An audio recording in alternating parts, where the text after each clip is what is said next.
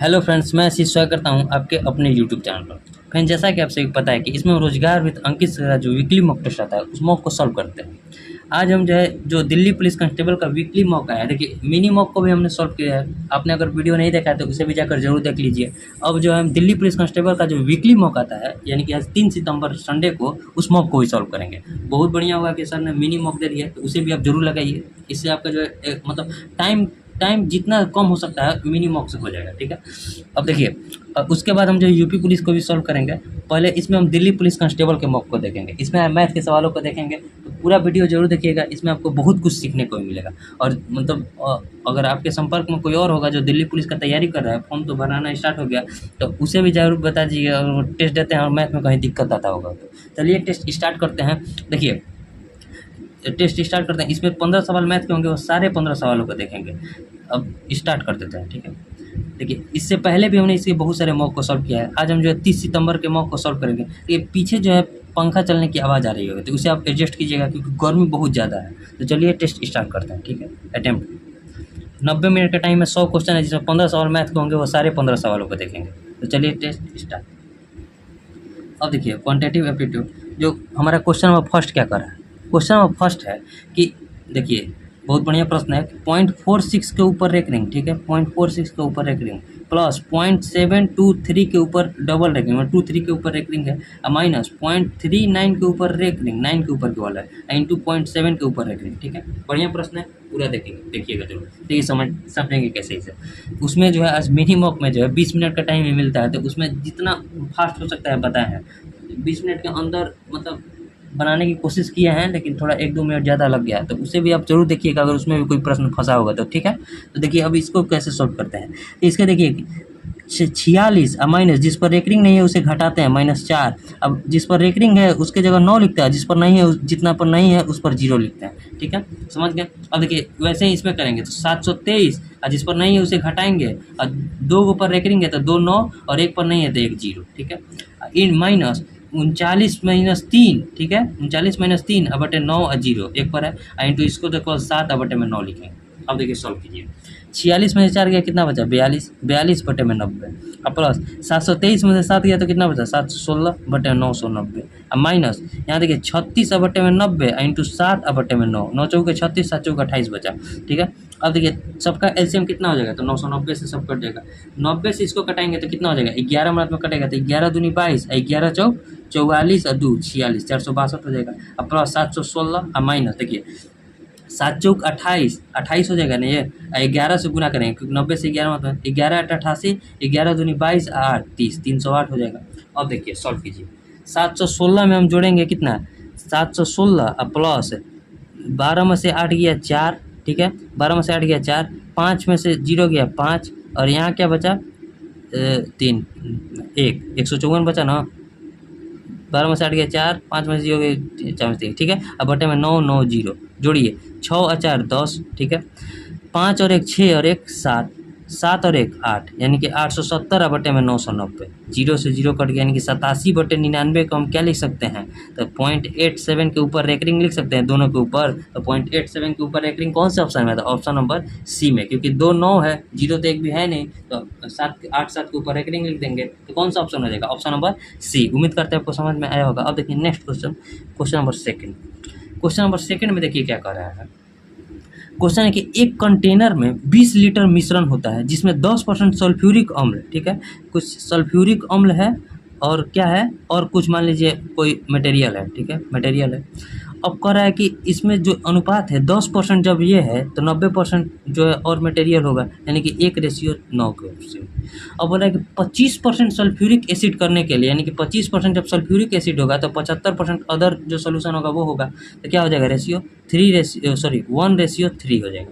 तब हमसे क्या पूछ रहा है कि कितना सल्फ्यूरिक एसिड की मात्रा मिलाया जाए। तो देखिए जब सल्फ्यूरिक एसिड को मिला रहे हैं तो पानी जितना, देखिए पानी जब इसमें 1:9 में है तो यहाँ भी 9 में ही होगा, राइट, 9 में ही होगा, 1:3 दिया है, तो 9 करने के लिए इसमें 3 से गुना करेंगे टोटल में, यानी क्या हो जाएगा 3:9। और देखिए 9 और 1 कितना होता है 10, 10 का वैल्यू कितना दिया है, 10 का वैल्यू दिया है 20 लीटर।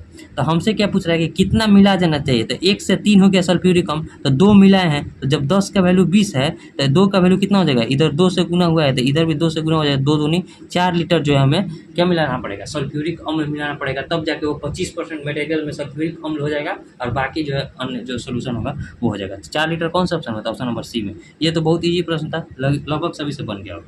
ये क्वेश्चन थोड़ा लेवल का था। अब देखिए जो नेक्स्ट क्वेश्चन है, क्वेश्चन नंबर कौन सा, 3, क्वेश्चन नंबर 3 देखते हैं। 3 नंबर क्वेश्चन में क्या क्वेश्चन दिया है कि ए किसी कार्य को पूरा करने में बी से 2 गुना और सी से 3 गुना समय लेता है, ठीक है। ए है, बी है और सी है। डेज का रेशियो कितना दिया है कि सी से 3 गुना और बी से जो है बी से 2 गुना समय लेता है। देखिए जब सी से 3 गुना लेता है ना, तो ऐसा रेशियो बनाइए, मान लीजिए इसको 6 रखते हैं तो 2 3 6, 3 दूनी 6, ठीक है, रेशियो बन गया। बी से 2 गुना और सी से 3 गुना समय लेता है, तो यहाँ से एफिशिएंसी का जब रेशियो निकालेंगे तो 6 हमारा एलसीएम हो जाएगा, तो यानी कि 1 रेशियो 2 रेशियो 3 हो जाएगा एफिशिएंसी का रेशियो। अब हमसे पूछ रहा है कि वो तीनों मिलकर एक साथ 8 दिन में कार्य पूरा करते हैं, तो ए बी सी द्वारा लिया गया समय का अनुपात। तो देखिए एफिशिएंसी इंटू टाइम बराबर टोटल वर्क आ जाएगा। टोटल वर्क कितना हो जाएगा, तो 3 2 5 और 1 6 के एफिशिएंसी से 8 दिन में काम कर रहे हैं, इनके 48 जो हो जाएगा हमारा टोटल वर्क हो जाएगा। अगर एक काम करेगा 48 काम को 1 के एफिशिएंसी से तो 48 दिन समय लेगा। बी जो कार्य करेगा 48 कार्य को 2 के एफिशिएंसी से तो 24 दिन समय लेगा। और सी जब कार्य करेगा 48 काम को 3 के एफिशिएंसी से तो 16 दिन टाइम लगेगा। इनके 48 24 16 के अनुपात में जो रेशियो होगा वही हमारा आंसर हो जाएगा। तो देखिए 48 दिन 24 दिन 16 दिन कौन सा ऑप्शन में था, ऑप्शन नंबर डी में, ठीक है। उम्मीद करते हैं आपको समझ में आया होगा। अब देखिए next question, question number 4। Question है कि राधा अपनी आय का x% बचाती है। यदि उसकी आय में 28% की वृद्धि होती है और व्यय में 20% की वृद्धि होती है तो उसकी बचत में 40% की वृद्धि होती है। तो x का मूल्य बताना है। देखिए मान लीजिए आय उसका कितना है 100, जब 100 में जो है x% बचा रही है तो खर्च कितना होता होगा 100 माइनस x, यानी कि ये इनकम हो गया, ये उसका सेविंग हो गया, ये उसका एक्सपेंडिचर यानी कि व्यय हो गया, ठीक है। अब बोल रहा है कि जब इसमें 28% की वृद्धि करते हैं, कि 100 से कितना हो गया 128, तो इसमें 40% का वृद्धि हो जाता है, ठीक है, 40% का वृद्धि। और इसमें क्या हो रहा है कि 20% का वृद्धि हो जाता है। देखिए इसे 2 तरीका से बना सकते हैं, एक तो एलोकेशन मेथड से और एक जो हमारा नॉर्मल मेथड होता है उससे भी बना सकते हैं। तो आपको नॉर्मल मेथड से सिखाते हैं। देखिए कैसे, देखिए यहाँ देखा जाए तो 128 रुपया हो गया, कितना एक से जो है 40% बढ़ा है और 100 माइनस एक्स में जो है 20% बढ़ा है, तो कितना टोटल बढ़ गया 28% बढ़ गया। यानी कि टोटल कितना बढ़ा है 28%। कैसे बढ़ा है कि एक्स में जब 40% की वृद्धि कर रहे हैं, एक्स में जो है 40% का वृद्धि हो गया, यानी कि 2/5 का वृद्धि हो गया। अब प्लस 100 माइनस एक्स में जो है 20% का वृद्धि हो गया, यानी कि 1/5 की वृद्धि हो गया, ठीक है।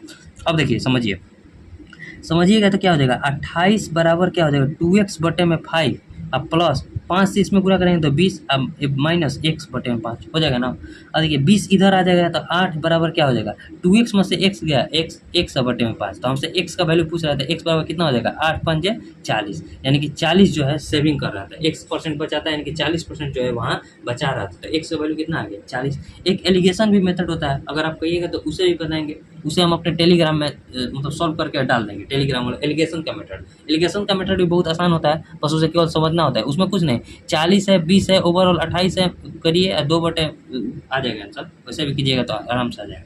और देखिए एक्स बराबर क्या आ गया हमारा 40, ठीक है, 40 आ गया, तो यानी कि ऑप्शन बी। उम्मीद करते हैं आपको समझ में आया होगा। और देखिए नेक्स्ट क्वेश्चन जो है क्वेश्चन नंबर 5। क्वेश्चन नंबर 5 में देखिए क्या करें, एक मिनट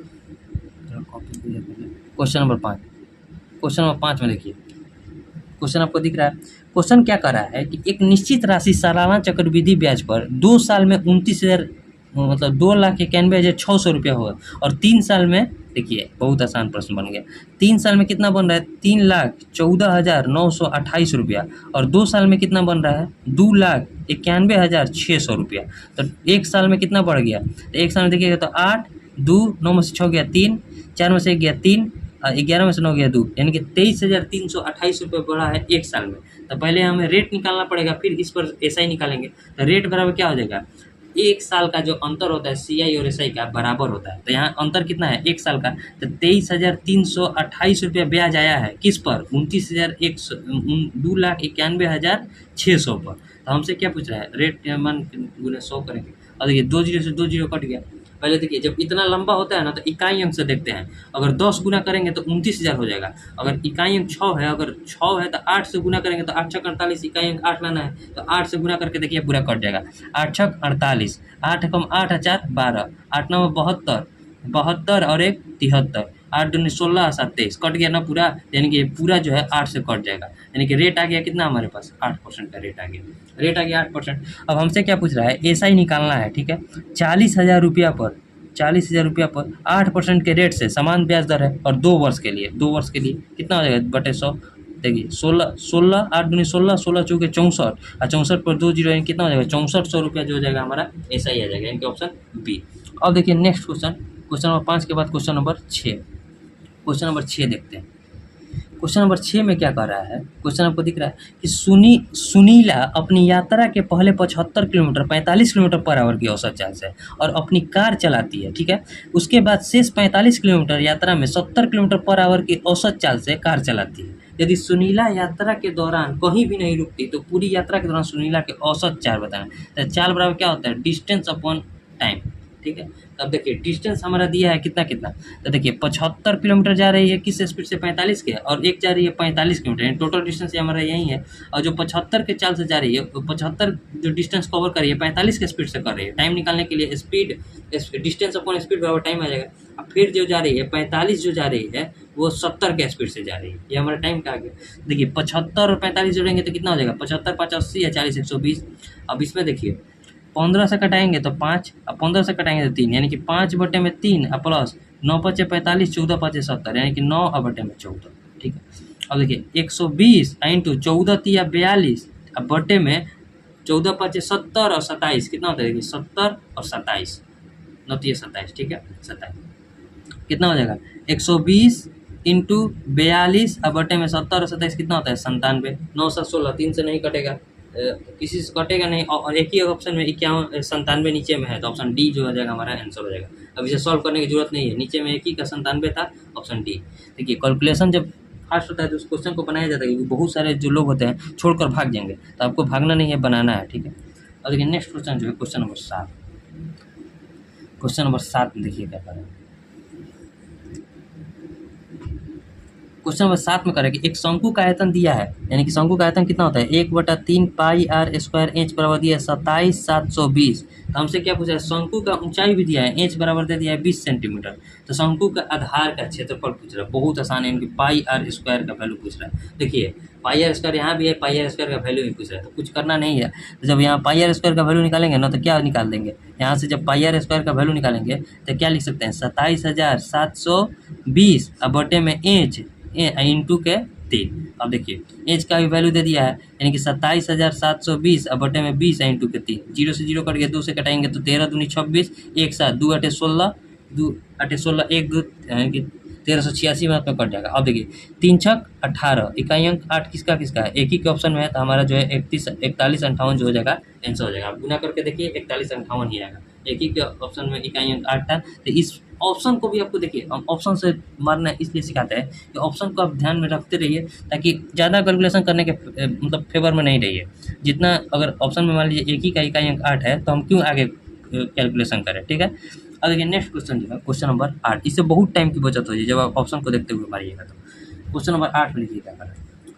क्वेश्चन है कि दो धनात्मक संख्याओं में 1280 का अंतर है, ठीक है। जब बड़ी संख्या को छोटी संख्या से विभाजित किया जाता है तो भागफल 7 प्राप्त होता है और शेष 50 प्राप्त होता है। तो बड़ी संख्या ज्ञात करना। देखिए मान लीजिए एक संख्या ए है बड़ी संख्या और छोटी संख्या बी है, दोनों का अंतर दे दिया है 1280, ठीक है। अब कह रहा है कि जब बड़ी संख्या को छोटी संख्या से विभाजित किया जाता है तो भागफल 7 प्राप्त होता है और शेषफल 50 प्राप्त होता है। यानी कि देखिए ए बराबर कहीं ना कहीं क्या कर रहा है कि 7b प्लस 50। देखिए अब कैसे हम आपको बता रहे हैं, जब इससे विभाजित कर रहे हैं, यानी कि b से जब विभाजित कर रहे हैं तो भागफल में गुना करेंगे और शेषफल में जोड़ेंगे तो a के बराबर आ जाएगा। यानी कि a बटा b बराबर क्या आ जाएगा, जब b से a में भाग देंगे तो 7 शेषफल बचेगा और 50 शेष ई बचेगा। 50 जो है क्या बचेगा, शेषफल बचेगा। तो जब देखिए क्या होता है भाजक, यानी कि जिससे बी से विभाजित कर रहे हैं, यानी कि भाजक 7 इंटू बी प्लस भाजक इंटू भागफल प्लस शेषफल। देखिए भाजक क्या है, बी है, और 7 से भागफल विभाजित कर 7, यानी कि ए बराबर क्या हो जाएगा 7b प्लस 50। उम्मीद करते हैं आपको समझ में आया होगा। अब ए की जगह हम क्या लिख सकते हैं, 7b माइनस 50 माइनस बी बराबर 1280। तो हमसे क्या पूछ रहा है, बड़ी संख्या ए का वैल्यू पूछ रहा है, तो पहले यहाँ से बी का वैल्यू निकल जाएगा। 7b में से बी घट गया तो कितना बचा 6b, 1280 में 50 जुट जाएगा तो कितना हो जाएगा 7 यहाँ प्लस है ना, तो 1280 में से 50 गया तो कितना बचा 1230, यानी कि बी बराबर कितना आ जाएगा 605। बी बराबर आ गया हमारा 605।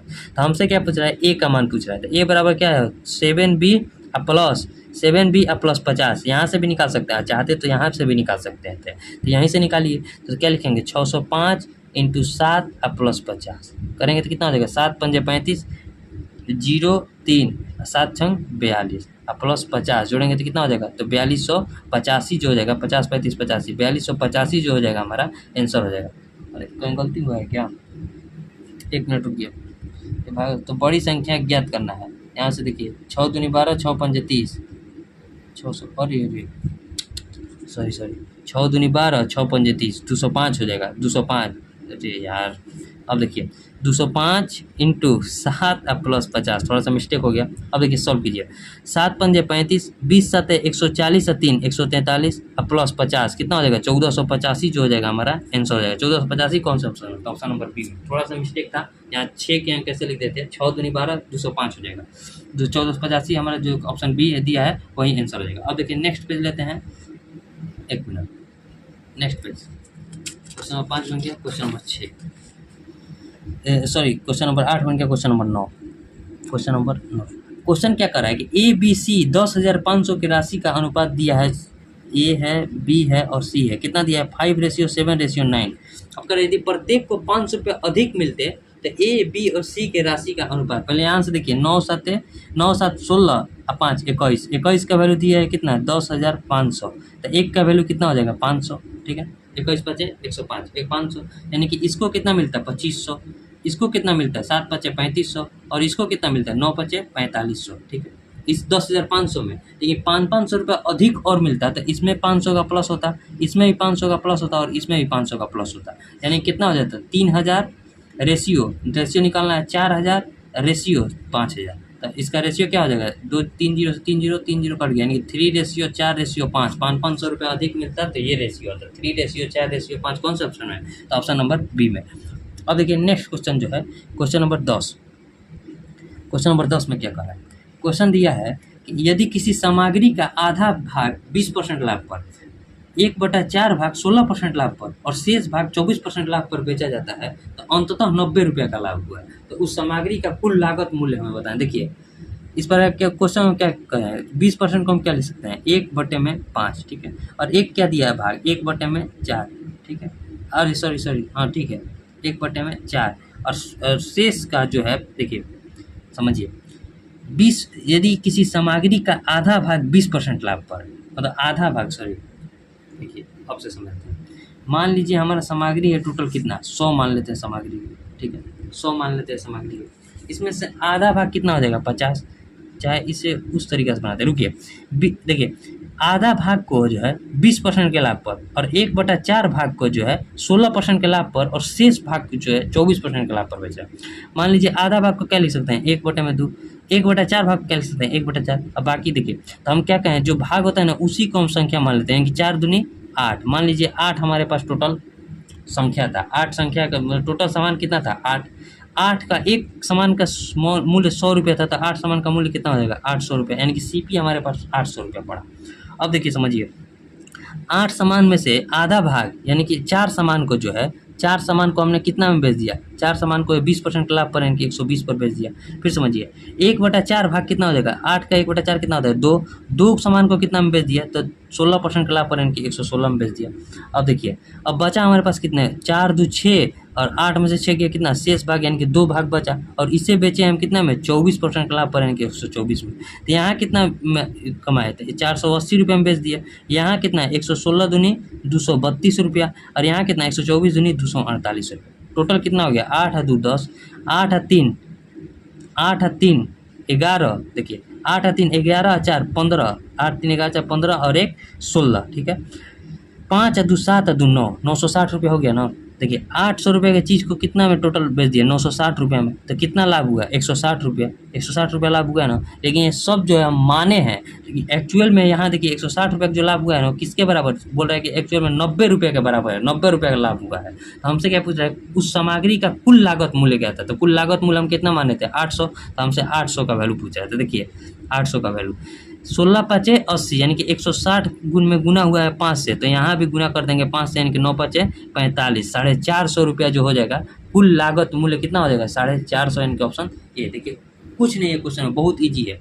एक क्वेश्चन का एक सामान का जो है क्रय माने 100 रुपया, तो टोटल आ गया 800। यहाँ से जब 20%, 16%, 24 में लाभ हो रहा है, तो टोटल बेच कितना में रहा है, 960 रुपया में। देखिए क्वेश्चन के मुताबिक जो है हमें 90 रुपये का लाभ हुआ है, लेकिन हमारे मुताबिक 160 रुपये आया है। तो 160 बराबर किसके हैं, 90 के, तो 800 बराबर किसके हो जाएगा, तो 160 बराबर जब 90 है तो 800 बराबर हो जाएगा 450 रुपये, क्योंकि ये इसका 5 गुना था, ये भी इसका 5 गुना हो जाएगा। उम्मीद करते हैं आपको समझ में आया होगा। अब देखिए नेक्स्ट क्वेश्चन जो है, क्वेश्चन नंबर 11। कोई भी क्वेश्चन में अगर आपको दिक्कत भी आता है तो उसे कमेंट भी कर सकते हैं, हम बाद में भी बता देंगे, ठीक है। क्वेश्चन नंबर 11, क्वेश्चन नंबर 11 में देखिए क्या कर रहा है, क्वेश्चन बहुत ईजी है। तो एक क्वेश्चन में क्या कर रहा है कि वो सबसे बड़ी संख्या ज्ञात कीजिए जिसे 394 और 658 को भाग देने पर क्रमशः 1 और 3 शेषफल आता है। देखिए 394 और 658, ठीक है, 394 और क्या है 658 से भाग दे रहे हैं, तो 1 शेषफल बच रहा है और एक में 3 शेषफल बच रहा है। तो कितना बच गया, 4 में से गया 3, 9, ठीक, 393। यहाँ क्या बचा, 8 में से 3 गया 5, 5 6। अब देखिए ये आ गया एक्चुअल में संख्या, जब शेषफल को हटा दिए तो अब इसमें इससे भाग देंगे, यानी कि एचसीएफ निकालना है, दोनों का एचसीएफ निकालना है। एचसीएफ निकालिए, बस सिंपल मेथड से निकाल दीजिए। तो जो 2 दिया है तो 393 है, 655 है, भाग दीजिए, 1 मिनट में जाएगा 393, कितना, 5 में से 3 गया 2, 15 में से 9 गया 6, 5 में से 3 गया 2, 262। फिर इसको क्या लिखेंगे, 393, फिर 1 से भाग देंगे तो 262, 3 में से 2 गया 1, 9 में से 6 गया 3, और 3 में से 2 गया 1, 131 में फिर 262 से भाग देंगे, 131 दूनी 262, कट गया पूरा, यानी कि ये जो हो जाएगा हमारा एचसीएफ हो जाएगा। एचसीएफ कितना हो जाएगा, 131, यानी कि वो बड़ी से बड़ी संख्या कौन सी हो जाएगी, सॉरी 131, यानी कि ऑप्शन डी। इसमें तो कुछ करना नहीं था, केवल एचसीएफ निकालना था। अब देखिए नेक्स्ट क्वेश्चन जो है, क्वेश्चन नंबर 12। क्वेश्चन नंबर 12 में क्या कर रहा है कि 2 ट्रेन जिनकी लंबाई 450 मीटर और 300 मीटर, ठीक है, एक दूसरे की ओर 162 किलोमीटर पर आवर और 108 किलोमीटर पर आवर की गति से आगे बढ़ रही है। यदि ट्रेनों के बीच की दूरी 300 मीटर है तो ये ट्रेन कितने समय में एक दूसरे को जो है पार करेंगे, ठीक है। देखिए एक ट्रेन की जो है लंबाई कितनी है, 450 मीटर। एक ट्रेन की लंबाई कितनी है, 450 मीटर, और एक ट्रेन की लंबाई कितनी है, 300 मीटर, और दोनों एक दूसरे की ओर चल रही है, और एक का स्पीड दिया है 162 और एक का स्पीड दिया है 108, यानी कि स्पीड तो छूटेगा। अब बोल रहा है कि वो दोनों के बीच की दूरी भी है 300 मीटर, तो हमसे क्या पूछ रहा है कि वो कितने समय में एक दूसरे को पार करेगी। तो देखिए जब पार करेगी तो हमसे टाइम पूछ रहा है, टाइम बराबर क्या होता है, टोटल डिस्टेंस अपॉन स्पीड। देखिए टोटल डिस्टेंस क्या हो गया, तो दोनों ट्रेन जब एक दूसरे को पार करेगी तो अपनी अपनी लंबाई को तो पार करवे करेगी, यानी कि 450 और 300 तो जुटेगा, ठीक है। और जो दोनों के बीच का गैप है, यानी कि 300 मीटर का जो गैप है उसे भी तो कवर करेगी, पहले उसे भी तो कवर करना पड़ेगा, यानी कि प्लस और 300 हो जाएगा। अब बटे में दोनों का चाल एक ही तरफ आ रहा है, यानी कि जुटेगा, 162 में 108 जोड़ेंगे तो कितना हो जाएगा, 62 8 70, यानी कि 270, ठीक है, 270। अब जोड़िए 3 और 3 6 और 4 10, 1050 हो जाएगा, 1050 और बटे में 270 किलोमीटर पर आवर को मीटर पर सेकंड में बदलेंगे तो 5/18 से जो है भाग देंगे, तो 5/18।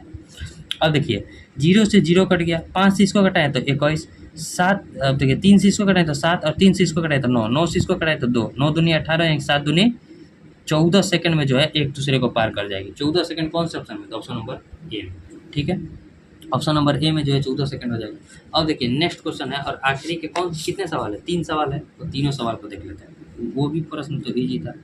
अब देखिए जो नेक्स्ट क्वेश्चन क्या है, क्वेश्चन नंबर 13, एक मिनट, क्वेश्चन नंबर 13, क्वेश्चन क्या करे कि 18 संख्याओं का औसत 37.75 है। देखिए एवरेज का क्वेश्चन जितना हो सकता है एकदम शॉर्ट में बनाने की कोशिश करते हैं, वो भी समझाते हुए।